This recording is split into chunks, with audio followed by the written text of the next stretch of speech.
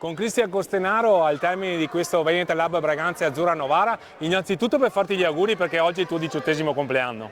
Sì, Fausto, oggi nella giornata contro il Novara ho avuto la fortuna di compiere gli anni e sì, dai, mi è andata bene e sono stato contento anche per la partita per i miei 18 anni.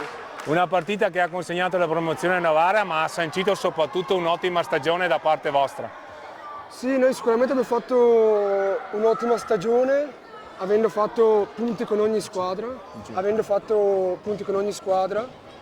E sono contento per il Novara che è riuscito ad avere la promozione e spero per loro in bene. Adesso per te la stagione paradossalmente entra nel vivo perché ci sono le finali Under 19 e poi le Under 23. Come ti stai preparando? Per le finali Under 19 e Under 23 con Gabri e te e Fausto ci stiamo preparando facendo allenamenti un po' più intensi secondo me, perché sto vedendo anche la squadra che sta proprio entrando in mood finali e mi piacciono che almeno mettiamo negli allenamenti un bel po' di intensità e ci sta facendo fare una bella preparazione i due allenatori nostri. In effetti uno dei motivi che vi ha consentito di recuperare anche il doppio svantaggio nei confronti di Novara è la tenuta fisica che è stata particolarmente apprezzata in questo convulso finale che vi ha portato un pareggio che secondo me è meritato.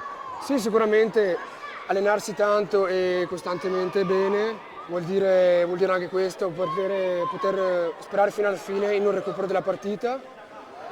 Poi abbiamo avuto anche una mancanza che è Tommaso Volpi. Sì, per problemi di studio, no? Sì, problemi di studio, è dovuto assentarsi da questa partita, che sicuramente un uomo in più avrebbe fatto comodo. Magari lo recupererete domenica prossima per concludere il campionato e poi, come hai detto te, grande impegno per le finali scudetto. Grazie Cristian, ancora auguri, buon compleanno e complimenti per la prestazione. Grazie Fausto.